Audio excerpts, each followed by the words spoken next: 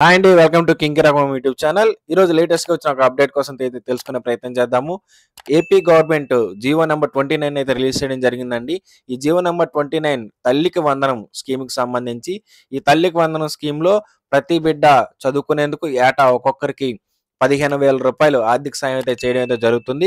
అయితే ఈ స్కీమ్‌కి సంబంధించిన పూర్తి సమాచారం ఈ వీడియోలో మనం తెలుసుకునే ప్రయత్నం చేద్దాము. ఇంకా మన ఛానల్ ఎవరైనా సబ్స్క్రైబ్ చేసుకోకపోతే వెంటనే మన ఛానల్ అయితే సబ్స్క్రైబ్ చేసుకోండి. పక్కన బెల్ ఐకాన్ అయితే క్లిక్ చేస్తే మన ఛానల్‌లో వచ్చే వీడియోస్ ఎప్పటికప్పుడు మీకు మొబైల్‌లో అప్డేట్ రూపంలో రావడం జరుగుతుంది. మన వీడియోని మాత్రం లైక్ చేయడం మాత్రం మర్చిపోకండి. మన ఛానల్‌ని చాలామంది చూస్తున్నారండి, కానీ ఛానల్‌ని సబ్స్క్రైబ్ చేసుకోవట్లేదు. సో, దయచేసి ఛానల్ అయితే సబ్స్క్రైబ్ చేసుకోండి. ఇక ఆలస్యం చేయకుండా వీడియోకి వెళ్దాము.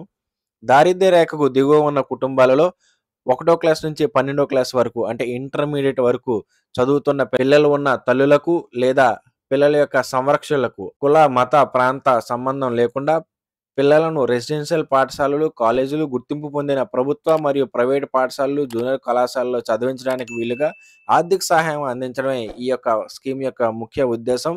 అయితే ఈ స్కీమ్‌లో ఎలిజిబిలిటీస్ ఏ రకంగా ఉన్నాయి, అర్హతలు ఏంటి అనేది తెలుసుకునే ప్రయత్నం చేద్దాము. మొత్తం కుటుంబ ఆదాయం గ్రామీణ ప్రాంతాల్లో అయితే రూ. 10,000, పట్టణ ప్రాంతాల్లో అయితే రూ. 12,000గా ఉంది. అంతేకాకుండా కుటుంబం యొక్క భూమి 3 ఎకరాలు మించి ఉండకూడదు మాగాని అయితే, 10 ఎకరాలు మించి ఉండకూడదు మెట్ట భూమి అయితే.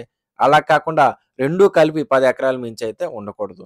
అసలు డాక్యుమెంట్స్ ఏమేమి ఉండాలి అంటే, వారికి ఖచ్చితంగా వైట్ రేషన్ కార్డ్ అనేది ఉండాలి. తల్లికి ఆధార్ కార్డ్ ఉండాలి. అలాగే పిల్లలకు కూడా ఆధార్ కార్డ్ ఖచ్చితంగా కలిగి ఉండాలి. ఈ విషయం అయితే ఖచ్చితంగా చూసుకోండి. దీనికి సంబంధించి నేను మళ్ళీ ఒక అప్డేట్ అయితే చెప్తాను. ప్రభుత్వ ఉద్యోగులు, పెన్షన్‌దారులు ఒకవేళ ఉంటే, కుటుంబంలో ఎవరైనా ఉంటే వారికైతే ఈ స్కీమ్ అనేది వర్తించదండి. అయితే పారిశుద్ధ్య కార్మికులు ఎవరైనా ఉంటే వారికి ఈ స్కీమ్ నుంచి మినహాయింపు అయితే ఉంది. 4 చక్రాల వాహనం అంటే కార్ అనేది, ఓన్ కార్ అనేది ఉన్న వాళ్ళకి ఇది రాదు. టాక్సీ కారు గాని, ట్రాక్టర్ గాని, ఆటో గాని ఉంటే ఇది స్కీమ్ అనేది ఎలిజిబిలిటీలోకి వస్తుంది. కరెంట్ యూనిట్లు 300 యూనిట్లు దాటిన వారికి ఈ స్కీమ్ అనేది రాదు. ఆదాయపు పన్ను చెల్లిస్తున్న వారికి ఈ స్కీమ్ అనేది రాదు. మున్సిపల్ ఏరియాలో 1000 చదరపు మీటర్ల కన్నా ఎక్కువ స్థలం ఉంటే ఈ స్కీమ్ అనేది రాదండి. అయితే ఈ స్కీమ్‌కి అప్లై చేసుకునే వారికి ఇందాక నేను ఆల్రెడీ చెప్పాను. తల్లికి ఆధార్ కార్డ్ ఉండాలి. పిల్లలకి కూడా ఆధార్ కార్డ్ ఉండాలి. డేట్ ఆఫ్ బర్త్ సర్టిఫికేట్ కూడా ఖచ్చితంగా కలిగి ఉండాలి. అంతేకాకుండా బ్యాంక్ వివరాలు కూడా కలిగి ఉండాలి. అంటే తల్లికి ఖచ్చితంగా బ్యాంక్ అకౌంట్ అనేది కలిగి ఉండాలి. ఎన్‌పీసీఐ మ్యాపింగ్ కూడా కలిగి ఉండాలి. అంతేకాకుండా పిల్లలు ఎవరైతే స్కూలుకి వెళ్తున్నారో వారికి ఖచ్చితంగా 75% హాజరనేది కలిగి ఉండాలి. ఇది మాత్రం ఖచ్చితంగా చూసుకోండి. ఎవరికైతే ఆధార్ కార్డ్ లేదో వారు ఖచ్చితంగా ఆధార్ కార్డ్ అనేది తీసుకోవాలి. ఆధార్ కార్డ్ తీసుకునేటప్పుడు ఆధార్ కార్డ్ ఎన్రోల్‌మెంట్ ఐడీ అనేది ఖచ్చితంగా కలిగి ఉండాలి. అంటే ఒకవేళ ఆధార్ కార్డ్ లేని పరిస్థితిలో ఈ ఆధార్ కార్డ్ యొక్క ఎన్రోల్‌మెంట్ ఐడీని ఉపయోగించి దీనితో పాటు మీరేదైనా డాక్యుమెంట్ అంటే మీరేదైనా ప్రూఫ్‌కి సంబంధించిన డాక్యుమెంట్ బ్యాంక్ అకౌంట్ గానివ్వండి, మీ యొక్క రేషన్ కార్డ్ గానివ్వండి, మీ యొక్క ఎన్‌ఆర్‌జీఎస్ కార్డ్ గానివ్వండి, పాన్ కార్డ్ గానివ్వండి, లేదా గెజిటెడ్ ఆఫీసర్ చేత సైన్ చేసిన ఒక కాగితం కానివ్వండి, డ్రైవింగ్ లైసెన్స్ కానివ్వండి, ఇలాంటివి ఏదైనా ఇవ్వచ్చు. ఆధార్ కార్డ్ లేని వారు ఆధార్ కార్డ్ ఎన్రోల్‌మెంట్ చేసుకొని ఈ కింది డాక్యుమెంట్స్‌లో ఏదైనా సరే జత చేసి ఇవ్వాలి.